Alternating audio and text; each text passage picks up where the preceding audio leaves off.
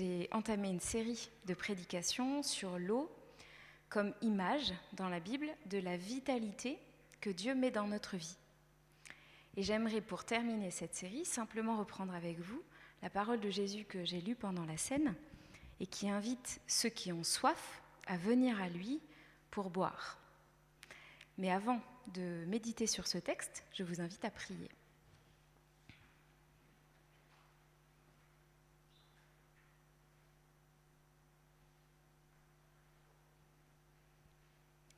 Seigneur, merci pour tout ce que tu as fait pour nous. Merci aussi parce que ta grâce n'est pas qu'au passé, mais elle continue de se révéler jour après jour. Ta parole est une grâce, ô Dieu. Aide-nous à la recevoir. Dispose notre cœur par ton esprit pour que nous puissions être à l'écoute de ce que toi, tu veux nous dire ce matin. Amen.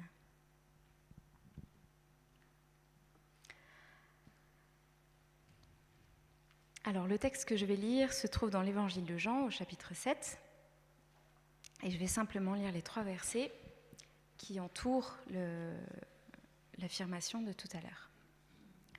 Le dernier jour, le grand jour de la fête, Jésus se mit debout et il s'écria : « Si quelqu'un a soif, qu'il vienne à moi et qu'il boive.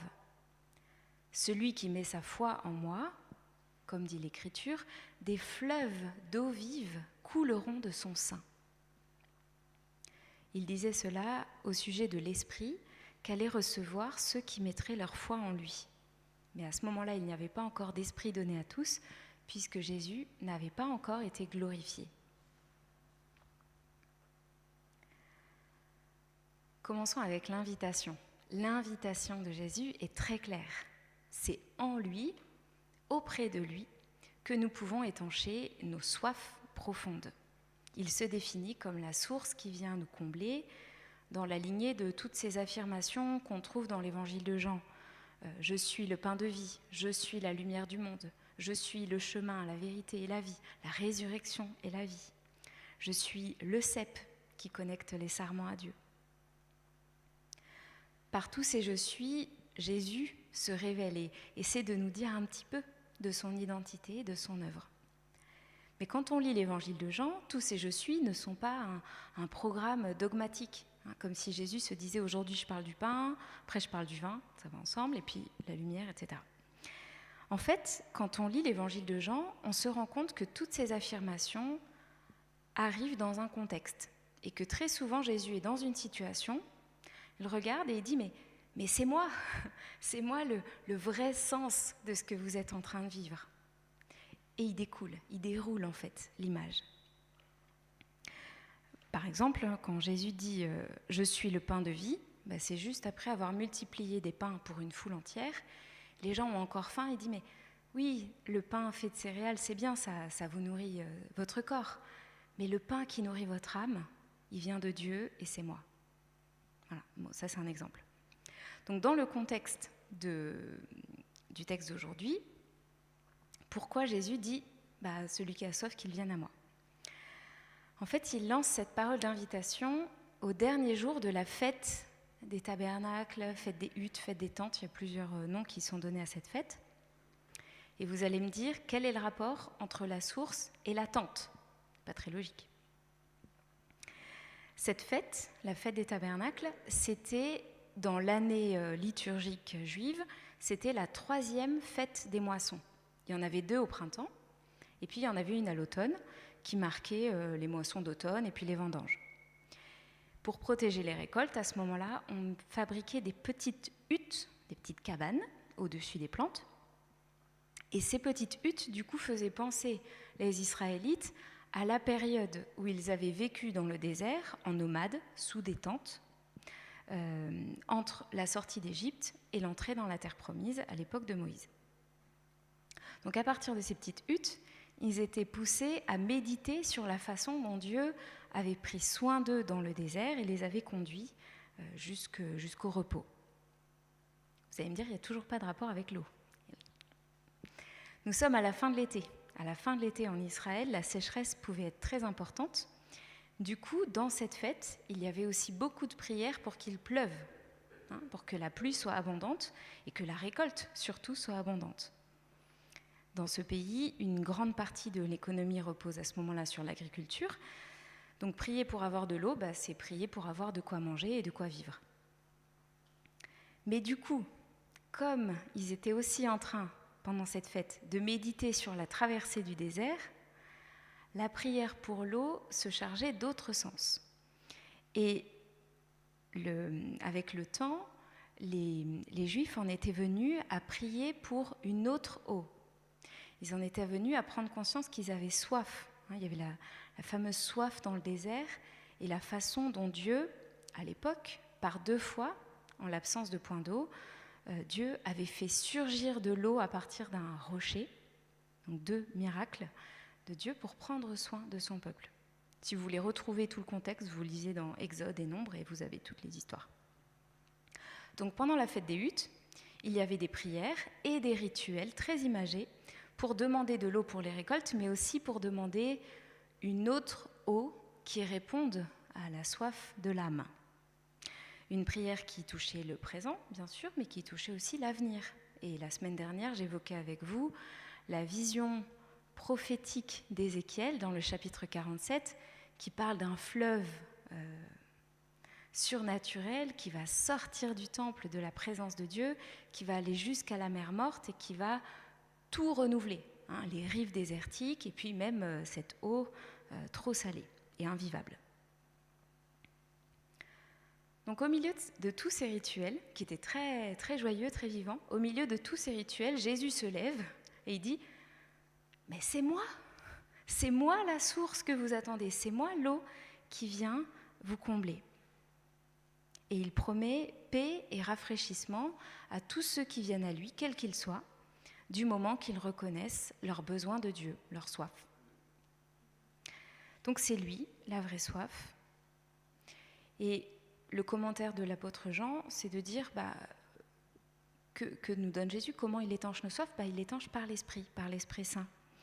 Alors, il va falloir un petit peu attendre pour que le Saint-Esprit arrive à l'époque de Jésus. Il faudra qu'il meure, qu'il ressuscite, qu'il monte au ciel et qu'il envoie son esprit. C'est l'événement de la Pentecôte. Mais nous sommes après la Pentecôte et quand nous nous tournons vers Jésus avec foi, nous avons son Saint-Esprit, qui est plus que des choses que Dieu nous donne. Le Saint-Esprit, c'est Dieu qui se donne lui-même à nous, qui vient habiter en nous. Alors à quoi ça ressemble quand Dieu étanche notre soif ? Par Jésus, il nous montre qu'il nous accueille, il nous relève quand nous sommes faibles, il nous réconforte, il nous soulage, il nous pardonne, il nous libère de la honte et de la culpabilité, il nous donne sa paix, il nous donne aussi une espérance, une direction, un sens. Et puis, quoi que nous traversions, il nous assure de sa présence. Mais est-ce que, en allant boire au fleuve qu'est Jésus, toutes nos autres soifs disparaissent ? Humainement, nous avons aussi d'autres besoins. Nous avons besoin d'un minimum de sécurité, d'être en santé, de relations familiales équilibrées et bienfaisantes. Nous avons besoin de contribuer à la société, de participer, etc. Alors vous connaissez sûrement, parce que c'est un peu connu partout, la fameuse pyramide de Maslow, qui essaie de citer tous les besoins de l'être humain. Donc, les besoins physiologiques, les besoins de sécurité, d'appartenance à un groupe, le besoin d'être respecté et puis le besoin de s'épanouir. Et c'est une pyramide parce que non seulement Maslow les décrit, mais il les organise aussi.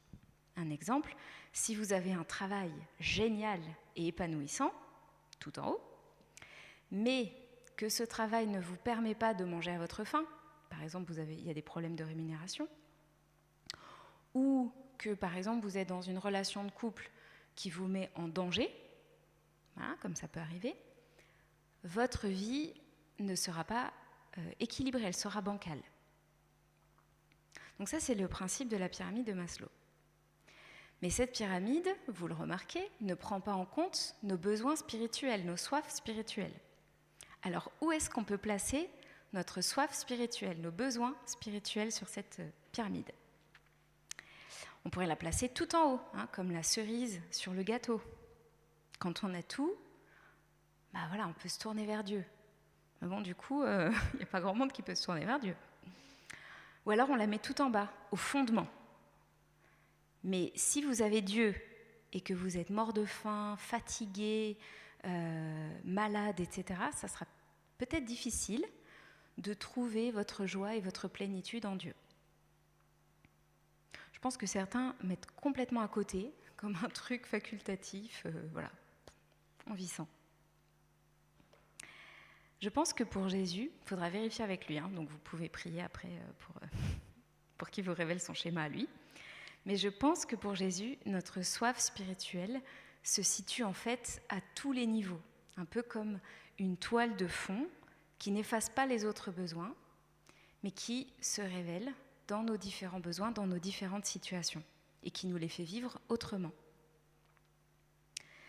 Vous pouvez manquer de beaucoup de choses, être par exemple en très mauvaise santé ou traverser une tragédie, et pour autant sentir la chaleur de Dieu, sentir son amour et sa paix. Et c'est complètement irrationnel, parce que vos besoins ne sont pas comblés. Et à l'inverse, il y a des gens qui ont tout et qui pourtant ne sont pas heureux, qui pourtant se demandent à quoi sert la vie. Vous pouvez très bien être entouré d'amis, avoir une famille soudée, bienveillante, avoir un super travail, une super maison, et vous demandez encore si vous le méritez, si vous en valez la peine, d'être encore à vous dire « mais voilà, je ne sers à rien ». Je pense vraiment que la soif spirituelle, elle est en parallèle, en deçà, elle se vit à travers toute notre petite pyramide. Et quand Jésus nous invite à venir à lui pour boire à son fleuve, il ne promet pas, d'effacer tous nos problèmes, tous nos autres besoins, comme avec une baguette magique. Il promet de répondre à nos soifs intérieures, de nous soutenir et de nous conduire. Mais il promet aussi de prendre soin de nous, même dans le manque. Et d'une certaine façon, cela nous permet d'avancer. Ça ne veut pas dire qu'on ne peut pas continuer à chercher des solutions, mais le fait qu'il soit là, ça nous permet au moins de nous relever. Dieu promet en Jésus de nous aimer pour le meilleur et pour le pire, aujourd'hui et pour toujours. Ça, c'est la promesse que Dieu nous fait. Mais quand on a dit ça, on n'a évoqué que la moitié de ce que Jésus dit. Et c'est une moitié tellement apaisante et bienfaisante qu'en général, elle nous suffit. On se dit, voilà, c'est déjà énorme, et je pourrais arrêter ma prédication là. Mais ce ne serait pas très juste par rapport à ce que Jésus a dit. Donc je vais continuer. Jésus est la source qui vient de Dieu, et de lui coule avec abondance l'esprit, et ce que l'esprit sème fait pousser autour de lui, l'amour et la liberté, la paix, l'espérance, la justice, etc. Mais vous voyez que là, il y a un trou. Il reste le verset 38. « Celui qui met sa foi en moi, dit Jésus, comme le dit l'Écriture, des fleuves d'eau vive couleront de son sein, de son côté. » C'est un verset vraiment problématique, vraiment. Déjà parce que Jésus ne cite aucun texte de l'Ancien Testament. Vous y avez cru, comme le dit l'Écriture, il n'y a aucun texte de l'Ancien Testament qui dit ça. Il est fort probable que Jésus fasse ici un résumé de toutes les lectures qui étaient faites pendant la fête des tabernacles, qui parlaient de l'eau que Dieu allait répandre sur nos cœurs, d'une eau qui allait renouveler le monde, etc., et qui symbolise son action. Donc, Jésus reprend ces textes et il résume en disant, voilà, le message en gros de l'Écriture, c'est que des fleuves d'eau vive couleront du côté de qui ? De Jésus, bien sûr, c'est lui. Il est la source, il vient de le dire. Donc c'est de lui que coulent les fleuves d'eau vive. Sauf que quand on lit la phrase, ça c'est vrai théologiquement, mais quand on lit la phrase, c'est pas ça qu'on lit. On lit que c'est celui qui croit en Jésus dont les fleuves, enfin j'ai fait une phrase bizarre, bon vous me pardonnez, dont les fleuves vont couler de son côté. Du côté duquel, pardon. Et c'est déroutant, mais il faut bien voir que c'est très courant que Jésus, quand il dit « je suis », ensuite il dit « et celui qui vient à moi et qui croit en moi, voilà ce qui va lui arriver ». Donc c'est logique que là, dans ce texte, on est « je suis la source, venez boire, et puis si vous croyez en moi, voilà ce qui va vous arriver ».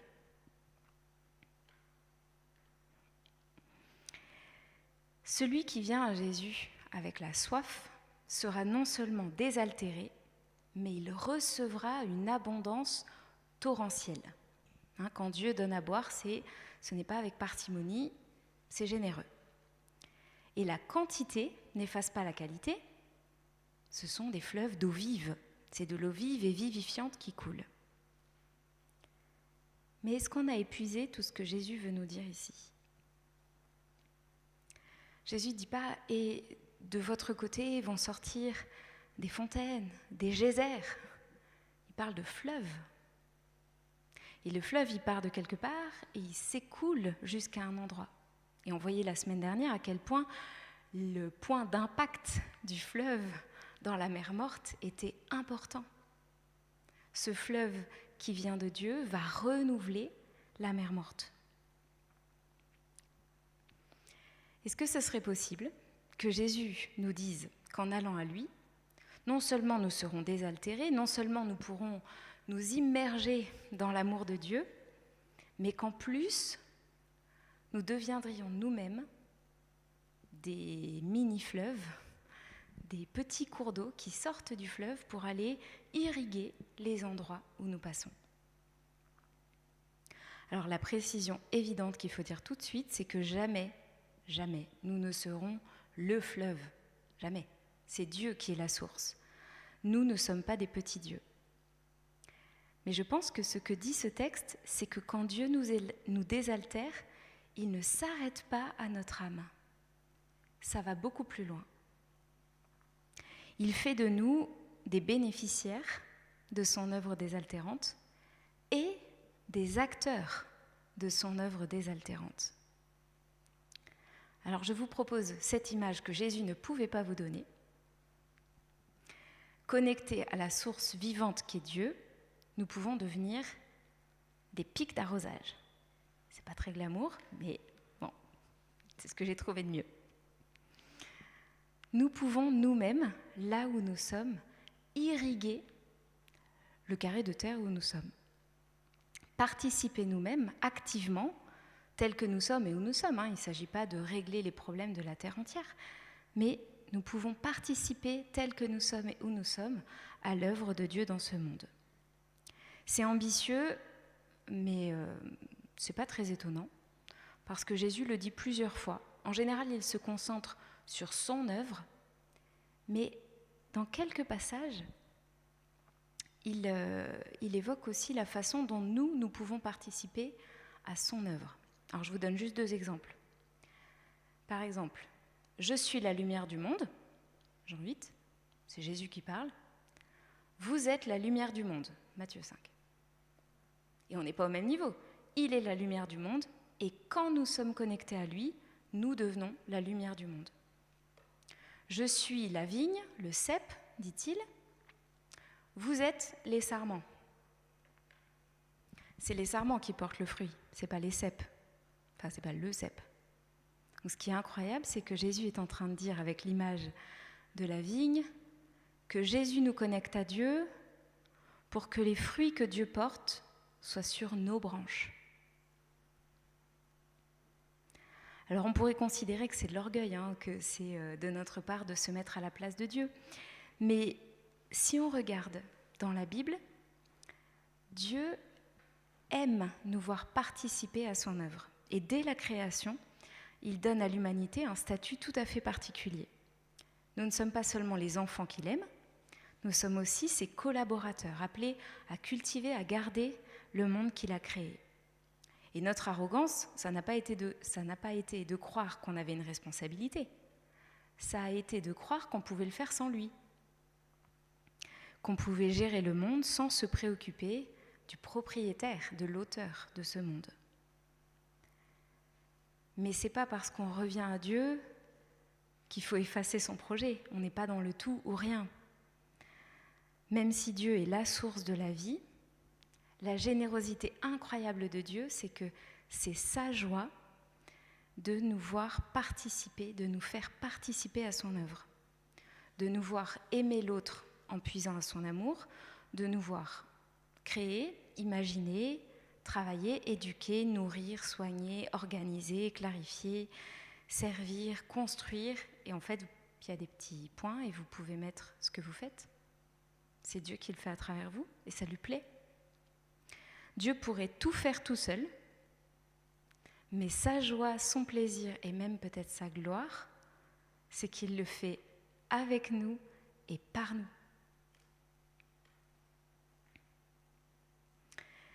Dieu veut nous rafraîchir et nous rendre nous-mêmes de plus en plus rafraîchissants. Alors, c'est un objectif et un processus.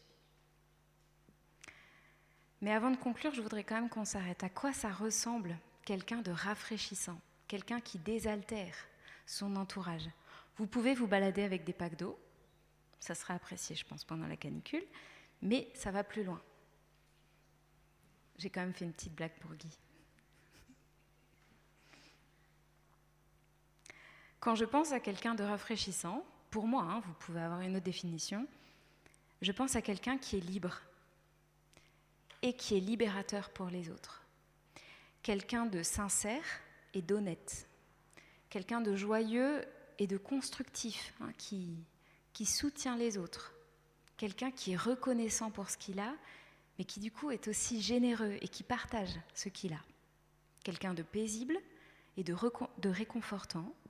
Quelqu'un qui est équilibré et puis qui est sage, qui donne des bons conseils. En fait, si je devais résumer, je crois que pour moi, quelqu'un de rafraîchissant, c'est quelqu'un qui va bien et qui aide les autres à aller bien. Encore une fois, ce n'est pas une définition théologique, vous pouvez donner la définition que vous voulez. Mais quelqu'un qui est connecté à Dieu et ça déborde. Alors comment nous pouvons arroser autour de nous ? Comment nous pouvons irriguer notre petit carré de terre, de potager ? Je vous propose juste trois pistes pour arroser autour de nous. Une première piste, ce serait de mieux être présent, d'être à l'écoute, d'être patient, fidèle, bienveillant, d'accueillir comme Dieu accueille. Juste ça, juste ce regard d'accueil et d'amour fait déjà énormément. Mais aussi nous mettre au service de ceux qui nous entourent, sans nous noyer, sans prétendre être le fleuve, mais à notre mesure, goutte d'eau après goutte d'eau, intégrer les besoins de l'autre dans nos projets, dans nos réflexions. Il y a un théologien que j'aime bien qui s'appelle Timothy Keller, et il a écrit un livre sur le travail qui est génial, qui s'appelle « Dieu dans mon travail ». Et lui, il donne des exemples de personnes qui, par exemple, quand on leur propose des promotions ou quand il y a des entretiens d'embauche, quand elles peuvent choisir leur travail, essaient de prendre en compte non seulement les intérêts pour eux, leur financier, le confort de vie, etc., mais aussi de voir comment ça peut contribuer à l'équilibre de leur contexte et de leur environnement. Donc voilà, une façon, par exemple. Et puis, une troisième façon d'irriguer autour de nous, ça peut être d'oser dire, de pas seulement être et faire, mais d'oser dire aussi notre espérance. Avec humilité, avec simplicité. Je ne parle pas forcément de notre témoignage de conversion en 3 points ou de faire un exposé biblique en 15 points. Mais on peut parfois peut-être simplement évoquer la réalité de notre vie de foi, notre espérance, la vie que nous avons en compagnie de Dieu, simplement. Et c'est peut-être juste une goutte d'eau, mais on ne sait pas. On ne sait pas ce que ça donnera. Donc être présent, nous mettre au service, et puis oser, quand c'est adapté, ajusté, dire notre espérance. Et tout cela dans la prière. La prière pour recevoir de Dieu et pour nous rendre disponibles devant Dieu.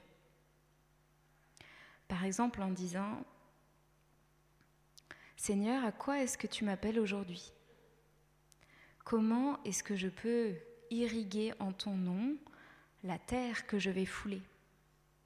Rafraîchis-moi, mais permets-moi aussi de participer à ton œuvre de rafraîchissement, même si c'est simplement avec une goutte d'eau. » Je vous invite à prier.